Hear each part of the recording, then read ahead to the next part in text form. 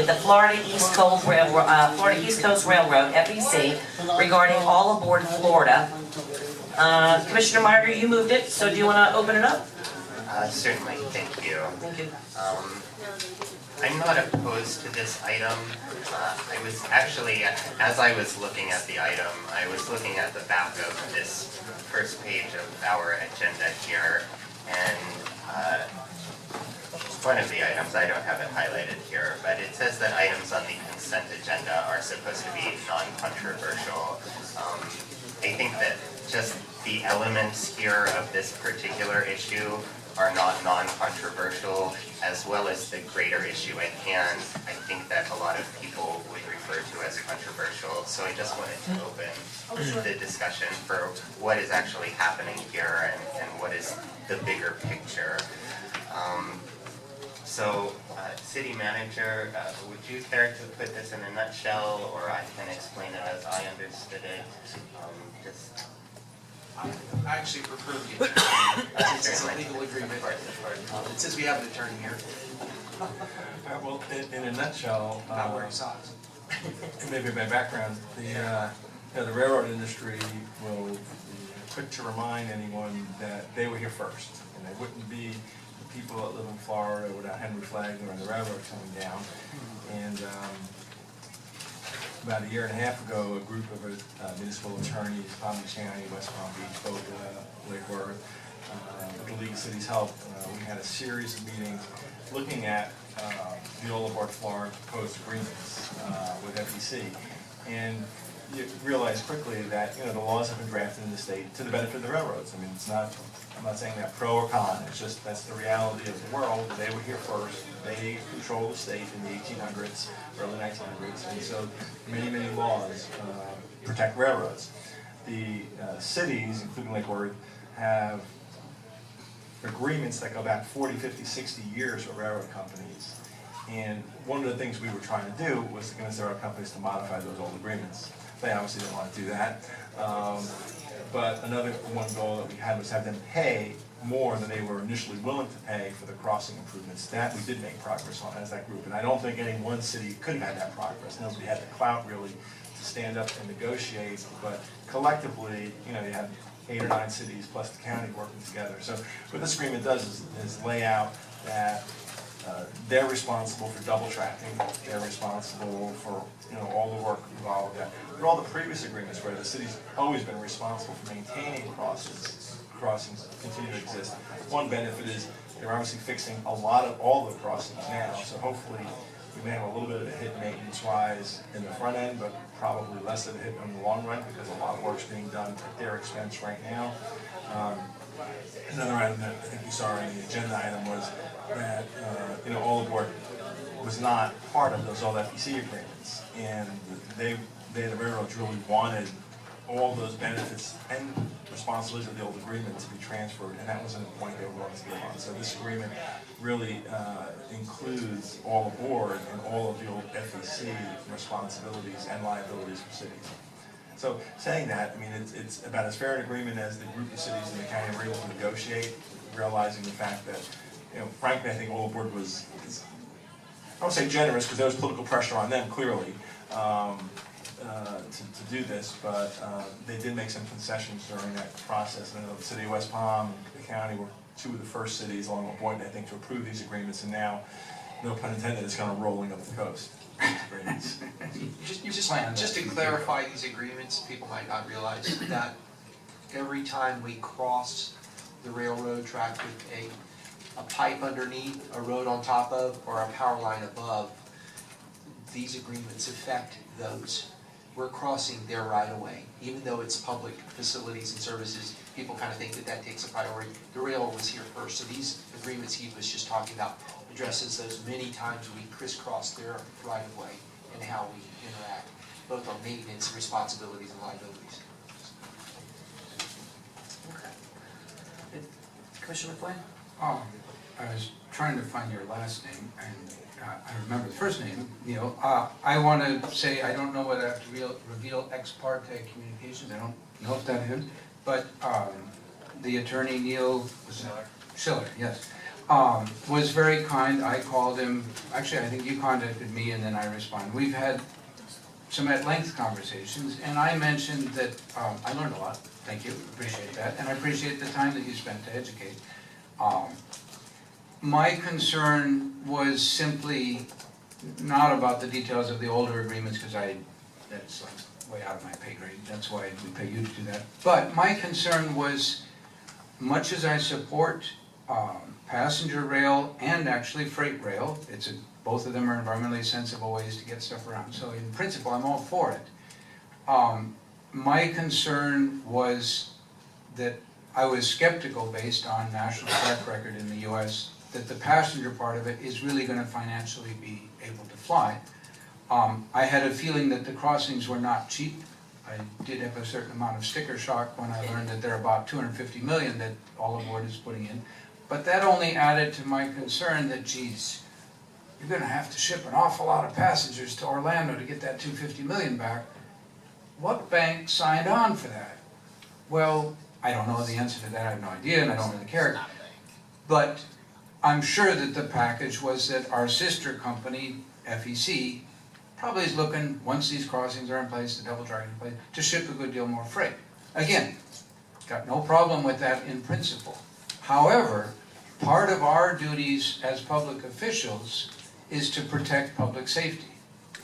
And so the question that I had for Neil is, when's that meeting going to happen where cities get together with the railroads and say, hey, you know, we happen to notice the Turkey Point's down at the bottom end of this urban area, and somebody might someday want to ship spent nuclear fuel out of that thing, or fuel going in.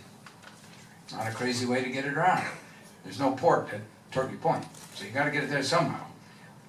Somebody might want to ship, and the example I used was chlorine gas in a tanker, or whatever things. And we all have read about the accidents with the train, and I believe they were just shipping either tar sand oil or just plain old oil up in Canada, and it made a pretty big mess in the community, and I think a number of people lost their lives out of it. And it seemed to me not unreasonable that at the time where more traffic can be expected to start coming through here, we'd sure like those horns to go away, and I'm pretty much assured that the horn situation is going to be addressed in it. So I'm happy with that, thank you. Thank you MPO, because I understand they're helping to fill the gap. But I would like to, pursue. Actually, Neil told me he was going to talk to FEC, and I think he had the general counsel saying that, yes, by all means, but I might have misunderstood. And obviously, I learned, and it makes sense, all that stuff, interstate transport and so on, is probably federally regulated, and we don't get any say. But nevertheless, the issue of what comes through our communities right next to a lot of people's houses does not seem to be an insignificant issue. And as I mentioned, if you're transporting lumber, hey, have the big fun, that's great. If you're transporting some other things, maybe we ought to at least know about it, or maybe even get a say in it. It is a pretty big urban area. So I guess I will vote to support this, but I hope that you will pursue, as you have a chance, hey, maybe we should be good guys. I know that the rules were written for the railroads. I worked on that history too. But as the right thing to do, think about it. Thank you. Commissioner McNair? Just very briefly, and the reason that I wanted to move this item, I sit on the Treasure Coast Regional Planning Council. I've spoken about that many times here. I am aware that many of our regional neighbors are very much opposed to the All Aboard Florida program. If I could put that reason in a nutshell, it is that the train won't stop in their cities. They will have to deal with the construction impact and the noise impact, but they will not get any of the economic impact of this project. Looking also regionally at this issue, now to combine that problem, these cities who will not get any benefit from this project are now essentially bent over a barrel with these old contracts that they have with the railroad. And yes, All Aboard Florida is going to fund most of it, and yes, there is this grant money, but at the same time, there is a reason that All Aboard Florida doesn't want to let go of these contracts. There must be some long-term advantage for them. So as it stands now, of course, as the city of Lake Worth, we're either responsible to pay for this ourselves, or we say, okay, we'll let All Aboard Florida and the MPO pay for it. Of course, that's the decision that we're going to make. But at the same time, I did just want to put it out there in public record that our neighbors who, again, are not going to get any benefit from this project are also having to deal with this in their own commission meetings. Thank you. And I think to follow up on Commissioner Meyer, is that, you know, all aboard, the stops are gonna be what, Miami, Fort Lauderdale, West Palm, and that's it? Orlando, and Orlando. The question though is, and the place where it's beneficial to us later on in the long run, is the commuter portion of this. And that's where we're looking at on the FEC tracks, where Tri-Rail's on the other, on the FEC line, is the whole commuter portion where the tracks are gonna have to be redone anyway down the road. And we will have stops here, or at least stop in Lake Worth, that'll bring people in from all over the community into our downtown, close to downtown where they don't have to have a vehicle or anything else. They'll actually be let off right here close to City Hall, where it can be a benefit to us. Either way, it's gonna have to be done.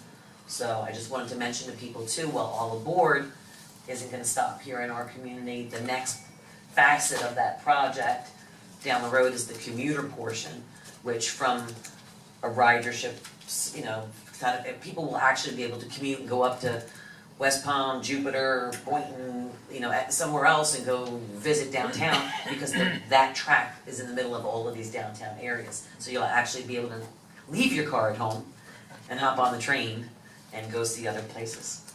Commissioner McQueen. I just wanted to clarify, is that, what's the frequency that All Aboard is protected to run? Hourly or half hourly? Sure, please, thank you. Could you Good please evening. identify yourself? Sure. This one is on. Good evening, my name is Neil Schiller. I'm an attorney with Becker Polikoff, 625 North Flagler Drive in West Palm Beach, Florida. Thank you very much for your questions and your comments. I have some remarks I'm happy to deliver or at the appropriate time. But to answer your question, I think it's an additional 32 trains a day. I don't believe that they have, we have figured out what the schedule was going to be when they were going to be running. But you know, we feel that the impact is going to be as minimal as possible. I'd like to also remind you that one of the benefits of this crossing agreement is the fact that quiet zones are going to be a reality. And at no small cost to my client, you know, we're spending $5.6 million just on the improvements in the city of Lake Worth. As far as some of the other benefits that All Aboard Florida gives to the city of Lake Worth, it provides another form of transportation. As we spoke over the phone, some of you, it gives people other opportunities to find jobs in other areas of the region without having to drive on I-95 or the Turnpike. It provides other opportunities for your residents and your constituents to enjoy Orlando, West Palm Beach, Fort Lauderdale, Miami, without getting into a car and driving home or having to take an Uber or a taxi from your home down to Miami. That gets very expensive. There are a lot of benefits to generally improving our largest economy, which is tourism. And as I told you earlier, we do want people to ride the train, obviously, but there is a large segment of this business model that is dependent on tourists, that is dependent on those people that come to Florida. They may fly into Miami and they want to go to Disney for 2 nights, but they don't want to drive, and I don't blame them. They would get on the train. People fly into Orlando and maybe want to spend the night in Miami one night. They can get on the train. We feel, and they have spent a lot of money and will continue to spend a lot of money to make Brightline, which is now All Aboard Florida, successful in this state. That's why they're putting so much money behind it. And just so that you know, there are 2 different financing options. There are the public bonds that we are out for now, and there are private bonds that we have a commitment from a lender to get. As you probably all know, our parent company is Fortress, which is a very, very large and successful hedge fund from New York. They have a large track record of funding projects like this and doing large projects like this all over the country. And so I can stand here tonight to tell you that the project is going forward. We want to do right by the city of Lake Worth, as I told you, and as your city attorney told you, the agreements that we started with are substantially different than the ones we ended up with. We've given what we think is a lot. We have agreed to really take this opportunity to evaluate FEC's relationship with the city, and not just your city, but all the cities. We recognize as All Aboard Florida, a sister company, that things could be better communication-wise. For instance, when we sat and talked, I know one of your issues was getting the estimates every year for our annual maintenance. And we did what we can to improve that timeline so that your staff isn't working behind the 8 ball on your budget issues. And I know it may sound like a small thing, but it's really not. For me to pick up the phone and call the FEC General Counsel to ask your question, Commissioner, the FEC General Counsel doesn't even call me back. But I will do my best to get you an answer. I think what this process has shown us, and I will readily admit that maybe we didn't do things the right way or the politically expedient way or the socially responsible way at the beginning, but we're trying to do them now. And so I know most of you, and I know you've seen me at a lot of different functions throughout this community. I'm not going away. FEC All Aboard Florida isn't going away anytime soon. And so we really would love to partner with the city, and not just your city, but every city that we have agreements with. Thank you very much. Commissioner Emerson? How early will we see the benefits of the quiet zones? As soon as we can start. As you know, as some of our crossings, we've already started construction. Yeah. So one of the best parts of this agreement, working with the MPO, is that we're all agreeing to work together so that the construction happens at the same time. So we're not closing crossings 1 week here and 2 weeks there. That's a major disruption for you and your residents, and we don't want that to happen. So we're going to construct everything all at the same time so there's minimal disruption. And we're going to plan on starting in 2017, so you'll hear it, you won't hear it. Just a quick follow-up. The question that I had actually was, is it correct that we're going to expect to see on the FEC lines, or All Aboard Florida lines, a separate from All Aboard Florida local commuter? Yes, Tri-Rail. In fact, that agreement was So that is the plan to move it over? Yeah. And you'll be able to fit that in between those 32 guys? Yeah. Yes, and that agreement was signed a couple months ago and approved by the SFRTA, South Florida Regional Transportation Authority. And they're I very actually excited. take Tri-Rail quite regularly, so. Okay. Yeah. Having it on the east side of town too without having that. For me, I mean, we're pretty close together, but sure, yeah, no, it's a good thing. Just don't bump into those All Aboard. As you know, We have an issue with bumping. We're extremely safety conscious. And there's one thing that I've learned in representing a railroad is that they care about safety. They don't want any accidents, they want to minimize their risk. I will tell you, and they don't like quiet zones because that means their trains can't blow their horns. But we know and we recognize that we live in an urban community now, and that the horns are annoying, and for those of you that are experiencing them, we're sorry, we're going to make them better, and we're going to do that with quiet zones and with your help tonight. Great. Vice Mayor? Well, just, I want to reiterate what Neil had said earlier, that there's been quite a lot of ground covered from when this whole discussion began a couple of years ago to where we are today. And I think when you think about the dollar impact, the potential dollar impact that we avoided, I think we should be very thankful that we found ourselves in this place. And of course, the quiet zones is a huge part of that as well. So without beating a dead horse, I'd like to move to approve. Second. Okay, we've got a motion on the floor and a second by Commissioner Amoroso. Any public comment for us on this? No, ma'am. Seeing that there are none, all those in favor? Aye. Aye. All those opposed? Motion carries unanimously. Thank you very much.